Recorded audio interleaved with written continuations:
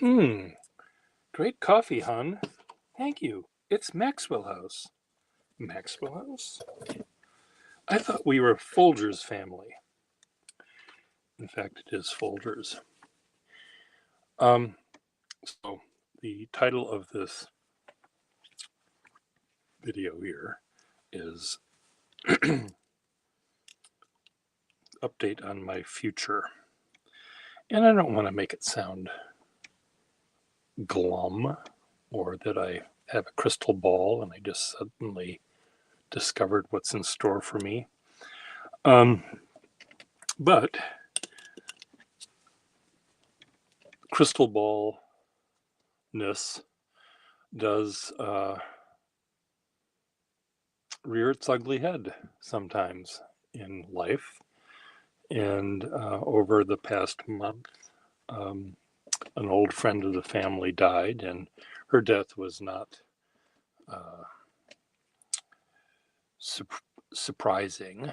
She was 90 something years old and in failing health. So it was no surprise. Another friend died, close friend and neighbor of mine died a few days ago, and um, that was a little bit of a surprise. She had a stroke a decade or so ago, and though she was impaired physically, her overwhelming joy in being part of this community was an important part of my life here and everyone that knew her. And she died a few days ago, and we're all still kind of in a little bit of a shock. Well, or a lot of bit of a shock. And another friend of mine who sold pens in Minneapolis. Hello, Cesar. I'm getting to you in a minute. Don't go away, Cesar. Um, another friend of mine who was a watch and pen dealer in Minneapolis, who I became friends with many years ago and enjoyed visiting with. He also had had a stroke a few years ago and is now living in a nursing home with his wife, who also had some medical issues. And they were sort of forced out of their home, which was, if you can imagine, a house that was even more crowded than my own. And but it was their castle, and the human services people felt that they couldn't live there any longer safely because of their physical situation. And now they live in a assisted living, which I think is assisted dying, sounds more like it. It's quite depressing, as you can imagine. As you probably know, many of you probably know people that are in such places. Um, it's it's not a joyous place to be. So anyway, I've been thinking of my future um, and what is in store for me. I'm not getting any younger. I turned 69 um, a month ago, and my ability to move is, I can still walk and I might be able to run, but I also have way too much stuff. And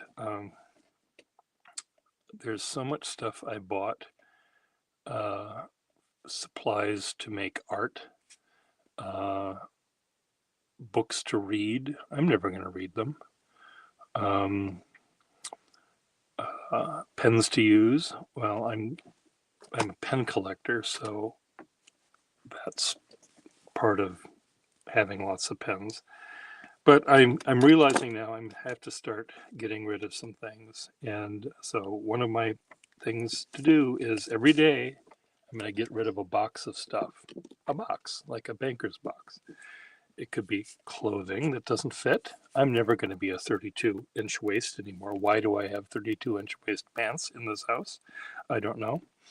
I have lots of boxes of cardboard because of the constructions I make. Well, recycling cardboard will never go out of style. There's always going to be a box I can use. So I don't need to warehouse, probably 30 boxes of boxes, do I? No, I can get rid of those. So, and one of the things I'm doing, Cesar, who's right there on the list of people watching me, he's coming out to visit me next month, or in October. And I want to make it comfortable for him to visit by allowing more than one person to be in my house at any given time. So just to clear some space would be good. So throwing out a box or recycling a box of books or cardboard or clothing, that would all be good. It'll make me breathe more easily. My moth population will be in a little bit of disarray when I start throwing out some of their breakfast, but why not? So anyway,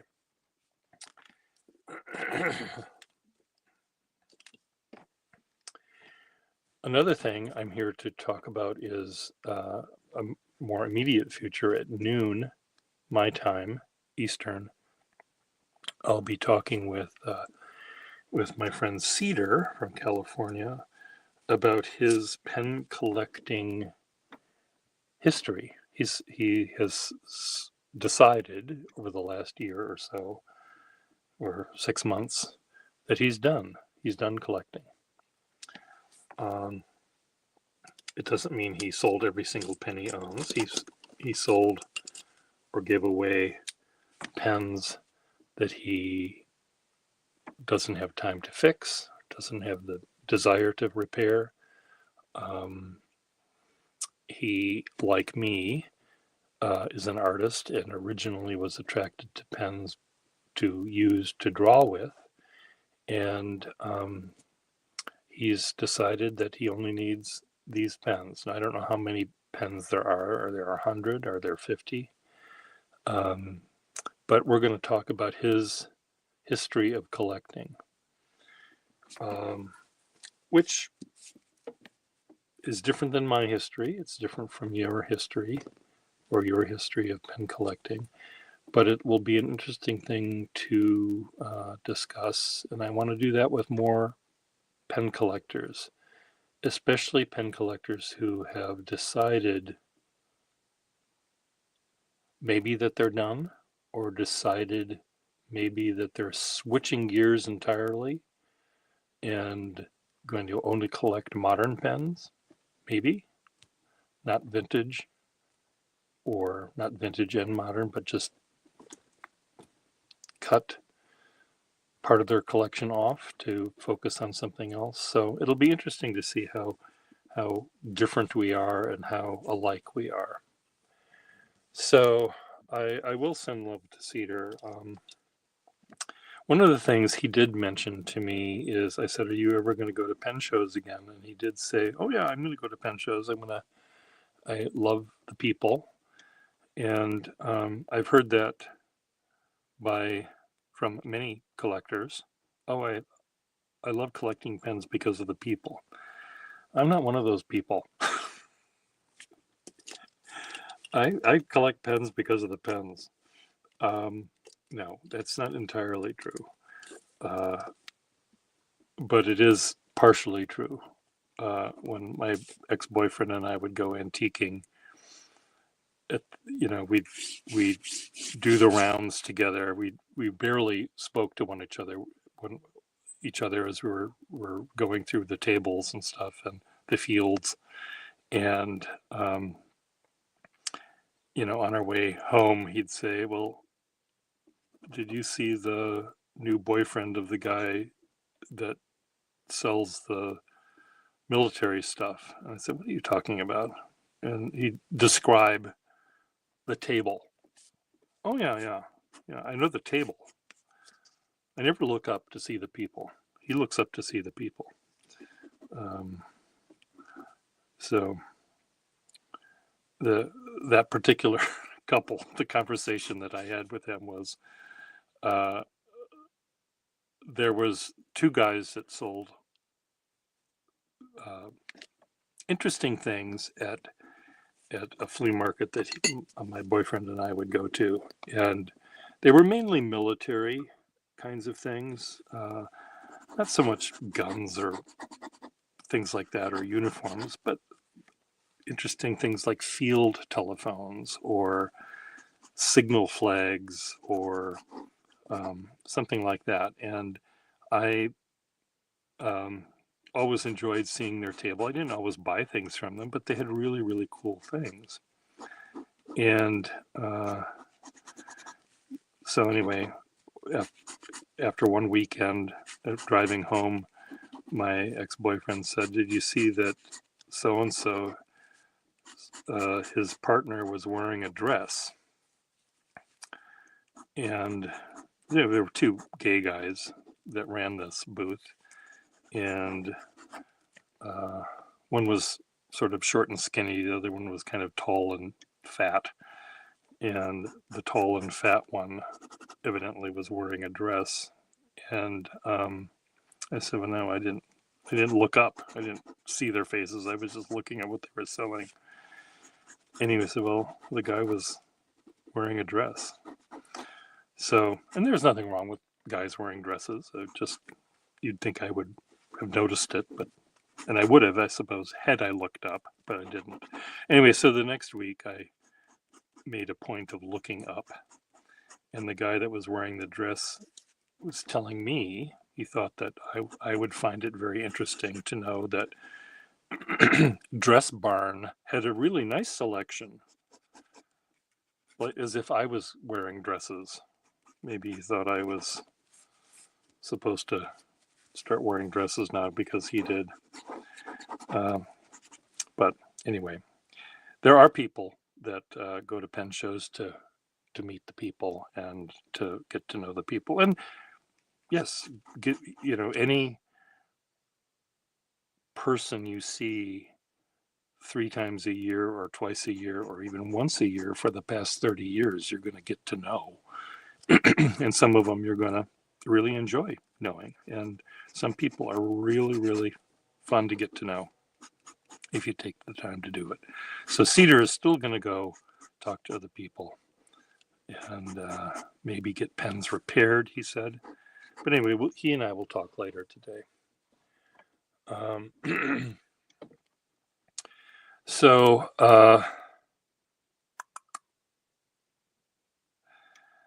back to collecting. I've always been a collector of stuff. My father was always collecting stuff. I sort of learned from him.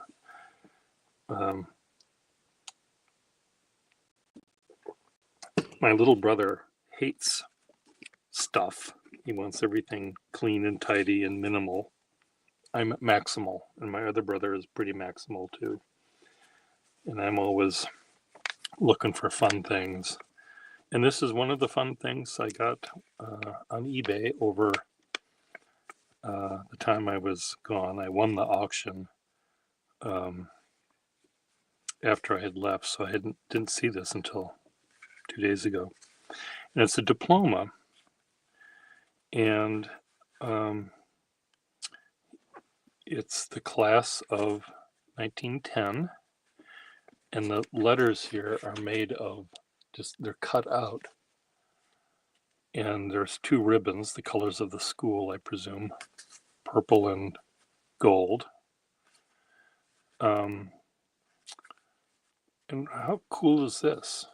Someone went through the trouble designing this and getting a die cut and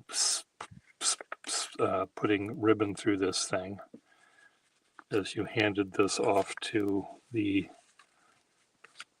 recipient. Normally,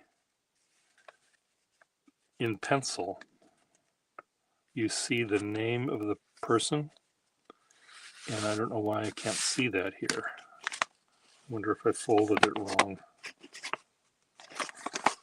Normally on the outside of a, right here on the edge, it would say the name of the person. So when the president of the college or the university or the high school class would they'd give the right diploma to the right person, but I don't see the name anywhere here. Is it here? No, don't see it here either. So somehow this got to the right person, and it's this beautiful vellum. So this is sheepskin diploma, and look at this great Walter William Watson. Look at that, those beautiful calligraphed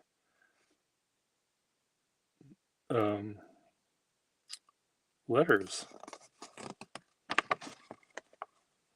Having completed studies prescribed the high school courses in this merits this diploma, in witness whereof the signatures of the Board of School of Trustees, principal, and teachers are hereunto affixed this 6th day of June 1910.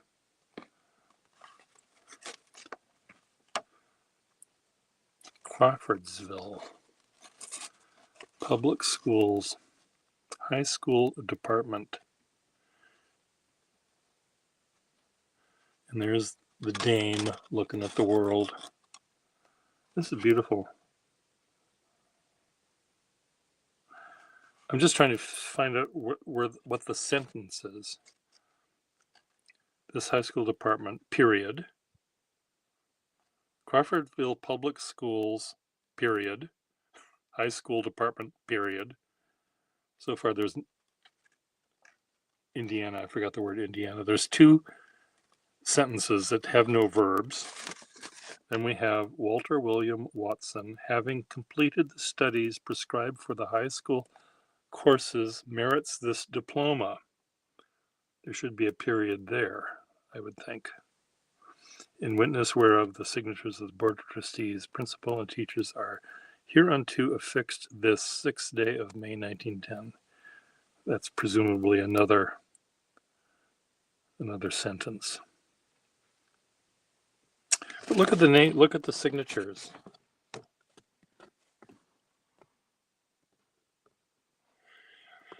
An architect nib. I don't think they had nibs that did that. This is, I think that was, the skinny line was done first, and then they filled in with ink the bottom half of the letters, or bottom fifth of the letters. It's just way more work going into that. But look at the signatures. I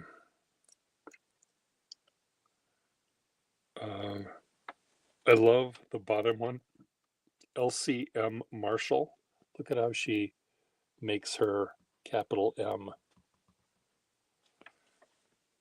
It's like the letter pi. Marshall. Roy Hall. Looks like he had a hard time. His pen ran dry. He had to dip it another time or two. Thomas Thos G. Munhall. Anyway, this is beautiful. I had planned to add this to my I have a lamp in my house that is a cylindrical cylinder, plastic cylinder that's about 5 feet tall, that and about a foot in diameter, and I've completely covered the exterior of it with vellum. I'll draw a picture of it here, even though I just described it pretty well. It's a cylindrical, it's very strange. It's a floor lamp. There's a little metal base about this thick that the plastic thing sits on. Here's the plug. The inside of this thing, if you lift this up, it has, looks like this, sort of like a weird Christmas tree, and there are, count them, each of these things is a place to put a light bulb. 4 light bulbs there, 4 light bulbs here, 4, so 8, 24 light bulbs can fit inside of this thing. And I've only turned on, I have a bunch of light bulbs in there. It's where I keep my light bulbs, but I only have one turned on, and it's enough to light the whole thing. If you put 24 of them in here and plugged it in, I think Boston would all the power would be shut off of Boston, and then my house would catch on fire, because it's just, even one makes it hot, this plastic thing hot. So it's a very strange thing, way overbuilt.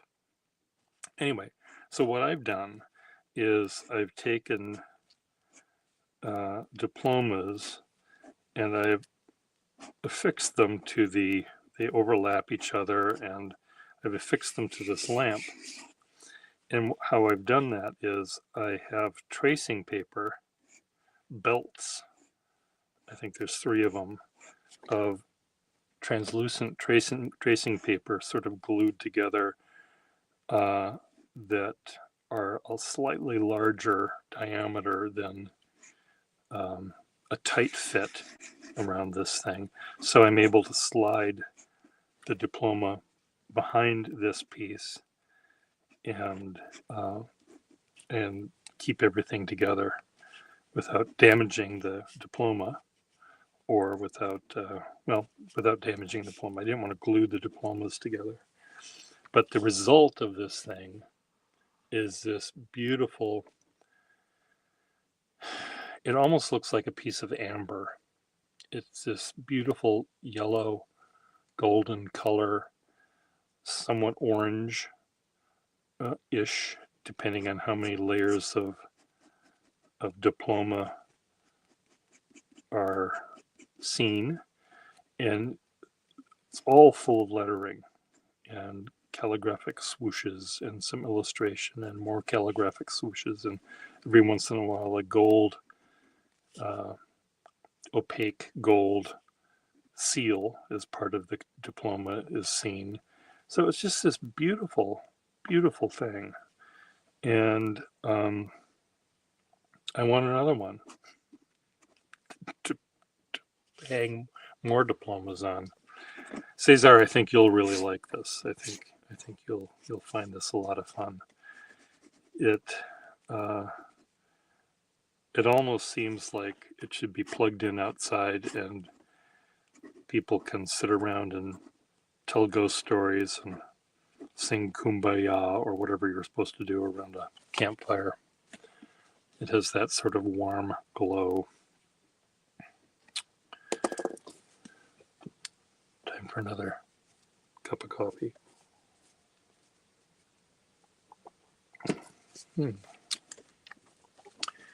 So,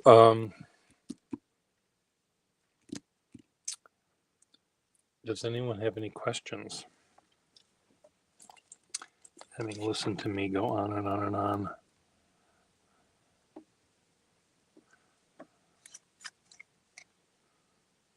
towards deluxe.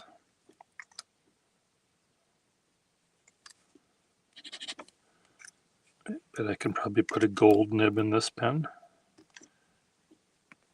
It is a big, blobby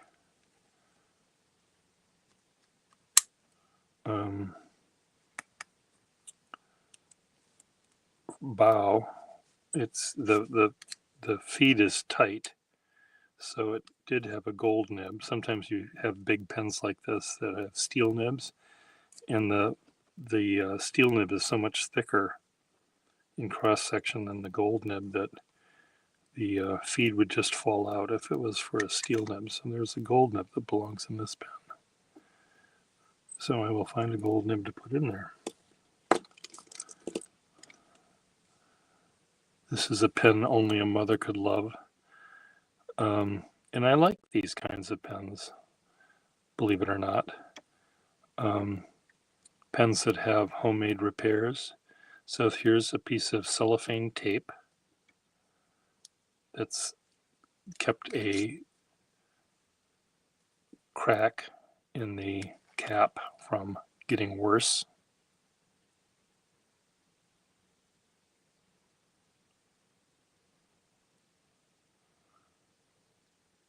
What does this number say on it? Is that a 55?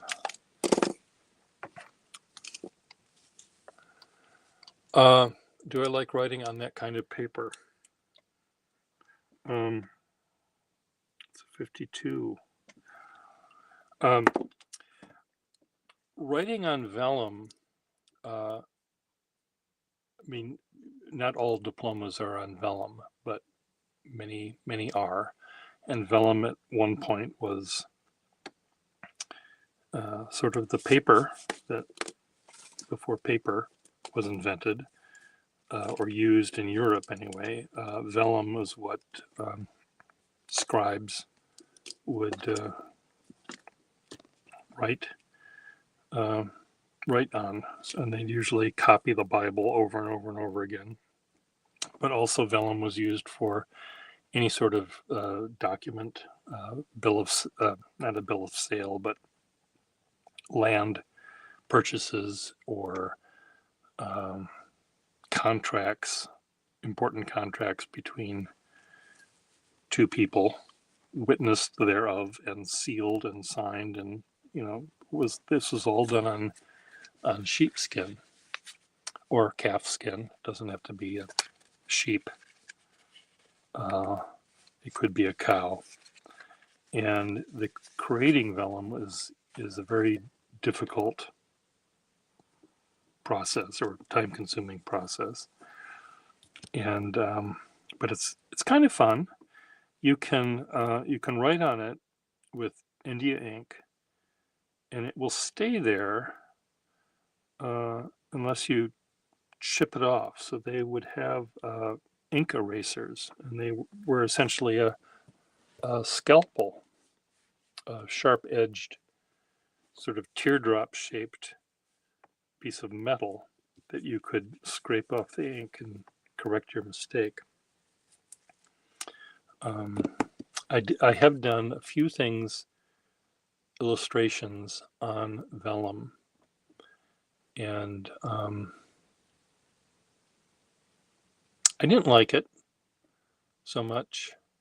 It wasn't a pleasure to actually write on or draw on. It was, but maybe it was just I was so afraid of screwing it up because I didn't have a lot of vellum to work with. I only had a few pieces to work with. I got them from bookbinders, because bookbinders often use them to bind books, covers, book covers. So, any other questions anyone has? So one thing I'd like all of you to do, my viewers, I have this thing I want to do. I want to get rid of a box a day. So I want you to ask me, have you gotten rid of that box yet? Tell the truth now, Pierre. Don't lie to me. We know when you're lying. I want you to say, ask me, did you get rid of that box? So that's your job, giving you a task. Today's box, I think, will be a box of cardboard. It's kind of an easy one. I don't have to pay too much attention. I do have a box of paper, and it's all beautiful paper that is really good for ink, because the ink, there's so many papers now, the same company is making paper that's supposed to be as good for ink, but it bleeds. It didn't bleed before, but they've changed the recipe, so all the new papers that they make suck. So I use pieces of the old paper, and it really makes me crazy. Why can't you keep the recipe going? You know, why change the recipe? Sometimes it's not the fault of the paper company. When Polaroid went out of business the first time,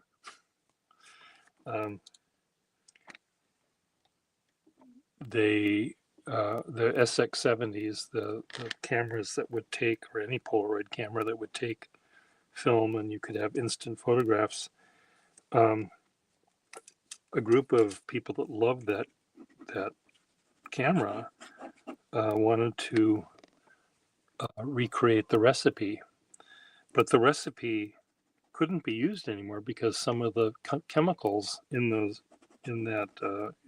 recipe were no longer available, because they were found to cause cancer or be somehow dangerous or too toxic in some way to be sold anymore. So maybe that happened with this paper, that some element that goes into making that paper was either too expensive or not available anymore, so they started making shitty paper. But we will see. I was just thinking about toxic stuff.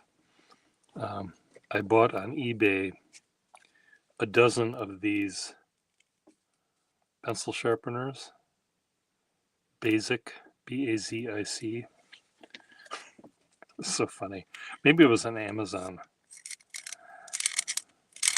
And there was a warning: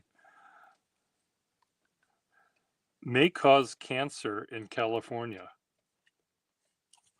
Evidently, it won't cause cancer in New Jersey or New Hampshire or North Dakota, but in California, this may cause cancer. Well, no, but California has a law about this kind of plastic or whatever is in this thing that causes cancer, may cause cancer. So, what's up with your state there, Cesar? Old radium watches. Yeah. Oh dear.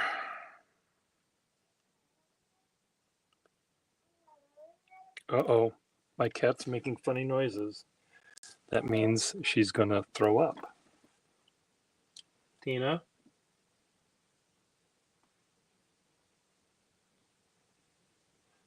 Don't throw up on the floor, kitty. Don't throw up on my pants or my shoes.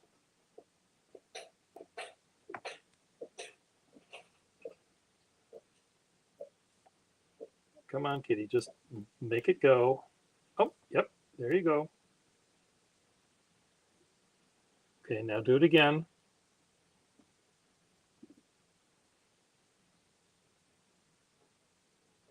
She has to do it twice. Poor thing. Tina.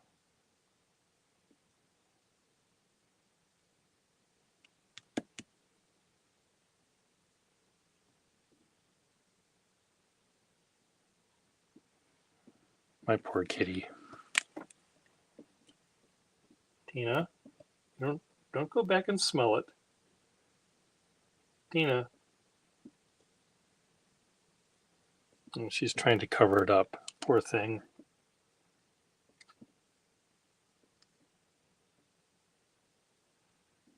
Oh.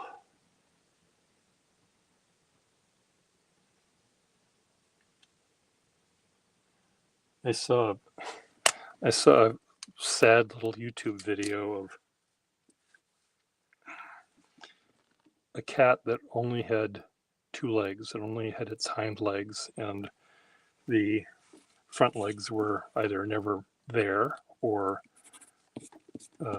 had been removed at some point. So anyway, the cat is in the litter box trying to cover up the poop, and is assuming the position that a cat would take, and its little bumps on its shoulders. You see the shoulder moving in the way that it would if it had legs covering the thing. So it's just, they're hardwired, just as my cat is hardwired to cover the vomit in this case. But there's no sand. It's just a brick floor. Poor thing.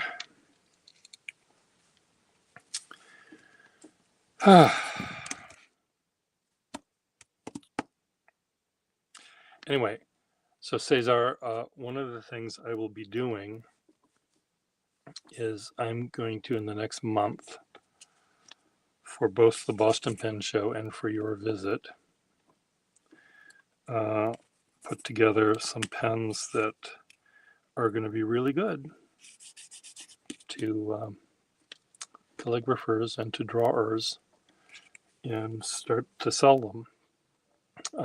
I have enough to do my own drawings for the rest of my life. I could live to be 6,000 years old and I'd have enough pens to last me.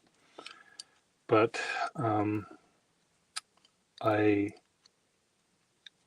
don't need as many as I have.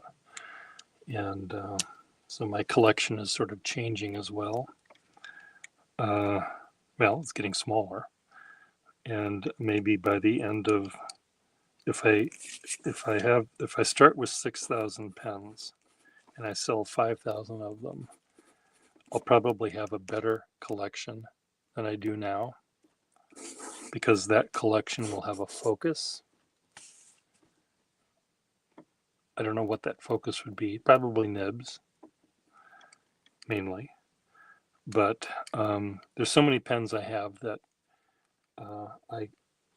I bought and kept because of my business as a pen salesman.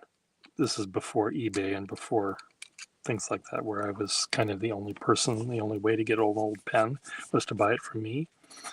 So I would have sort of a catalog of pens. This is what a yellow dual fold looks like. You want one? $1,000, or whatever the price was at that time.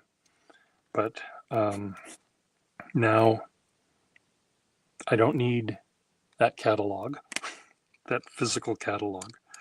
Do I still want that yellow dual fold? Yeah, I probably will keep that. It's beautiful. It has a beautiful nib, has its original price sticker. It has all the things that pen collectors want to have on a pen. And I'll probably keep it just as a memento of pen collecting. But it's not a pen that I ever use, ever. It's too valuable for that, really.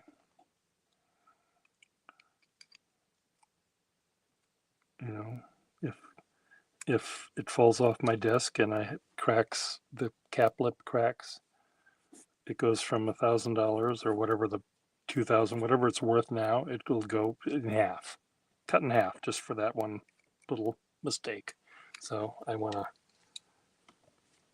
not have that happen to that pen.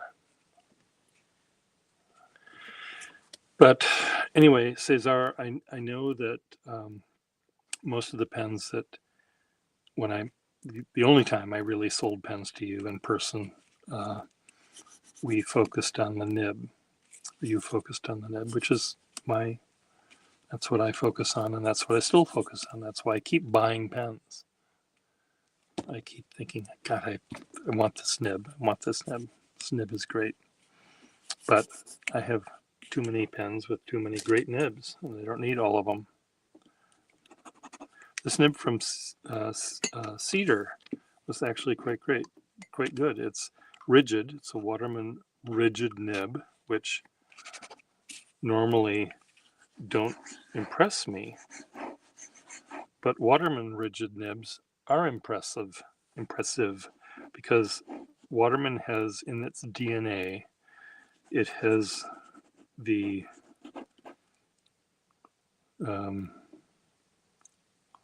it has flexibility as part of what they do, and even they couldn't make a rigid nib rigid, not like Schaefer.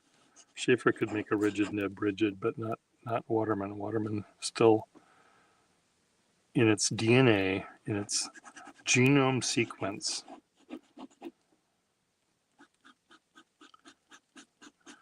a lot of people use the word DNA to describe things that have nothing to do with biology.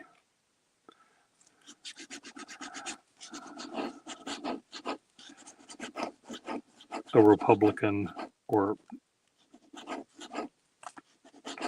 Democrat, I suppose, liberal, it's in their DNA to think this. Well, no, it isn't. You find that genome, that sequence of GDAE or whatever those chemicals are, and you find out where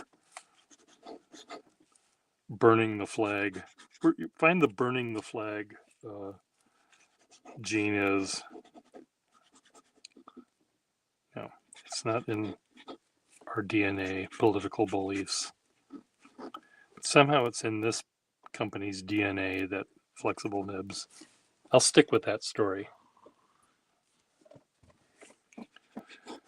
So anyway, today at noon, my time, 9 o'clock California time, I will go live with with Cedar, and we'll talk about his journey of pen collecting, how he went from buying his first pen to having a collection of many, many pens to selling a bunch of pens and ending up with this number. He's done. He's finished. And it'll be interesting to see how he got there. And I'm sure, as usual, with any video I put on, we'll get sidetracked and talk about something else. And but we'll start there.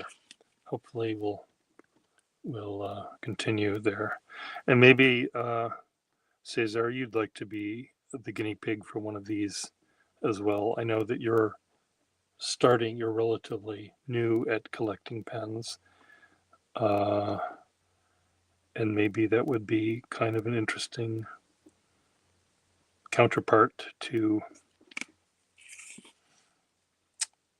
Cedar's story. Todd Merrill would be another person to talk with. He texted me earlier today. He knows Cedar and discussed him a little bit, and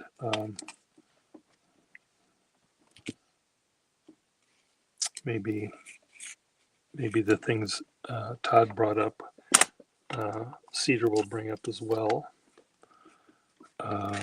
We'll find out.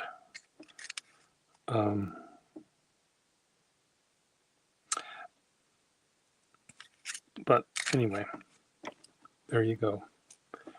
We'll see you all later. Nice seeing you, Juicy, and Cesar. We'll see you maybe at noon. Toodaloo.